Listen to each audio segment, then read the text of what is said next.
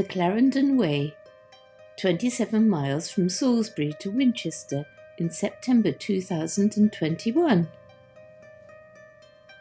A delightful autumnal stroll which my friend Gilly and I undertook in the steps of our ancestors through a beautiful pastoral landscape, crossing the Test Valley and taking in water meadows, charming villages, peaceful woodlands and chalk downs. This is what I call a joiner upper, in other words, a trail that links one or more trails together on my grid. In this case, it served as a link between several other trails that I had previously walked: the Great Stones Way, the South Downs Way, and the Pilgrim's Trail. But don't get me wrong, it was not merely a means to an end, it was actually a highly valid and beautiful trail in its own right. Our trail started at Salisbury Cathedral on a beautiful autumn day at the end of September 2021. It continued past this old-style storehouse at Rangers Lodge Farm just outside Salisbury. How did they know we were going to be there? The trail was heaving with pheasants. Ruins of the 13th century Clarendon Palace just outside Salisbury, which was a major royal residence in medieval England and at the centre of the largest deer park in the country at that time. I'm not quite sure what the llamas were doing there though. Our reward after a long day on the trail. Taking a breather at West Winterslow Church, and no, I wasn't hungover from the night before. Old Man's Beard and Spindle. Old Man's Beard is also known as Traveller's Joy because of the appealing way in which it adorns hedges with its beautiful flowers in the spring and its feathery seed heads in the autumn, and also because it is believed to contain anti-inflammatory properties and treat various ailments such as skin irritations. However, its French name, Herbe au Jeu, beggar's herb, is a reference to its acrid sap, which was used by beggars in order to make their skin look sore, and thus elicit sympathy from passers-by.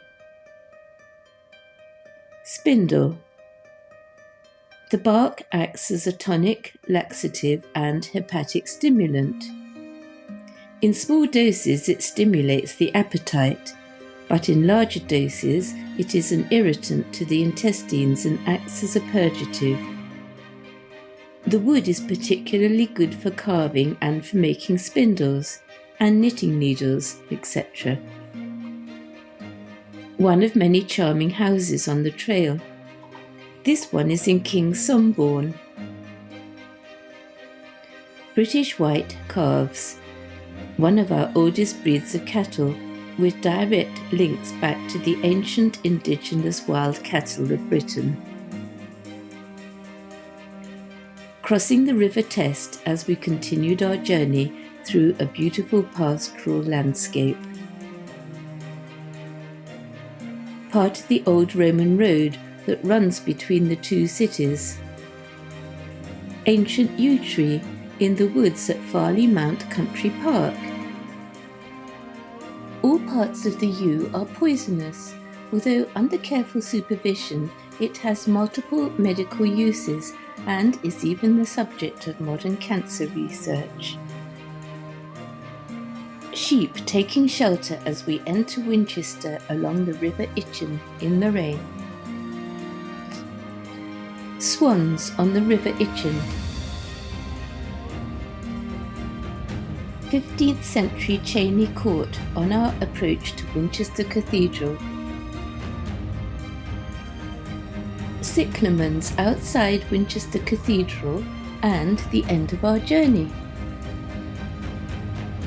Gilly, my partner in all things weird, wonderful and witchy.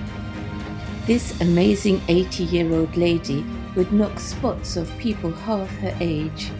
She is a brilliant advertisement for the benefits to be gained from a lifelong regime of exercise, healthy eating, spiritual practices, and positive thinking. Lesson learnt. This was my third visit to Winchester on my walks, and it served to reinforce my love of this, the ancient capital of England. Other people obviously think so too, because it has been heralded as the best place to live and the happiest place in the UK. Apparently, the life expectancy rates in Winchester are higher than the national average. Could this have something to do with the city's ancient roots and the special energies in that area? It is probably no coincidence that it became the capital of England under Alfred the Great.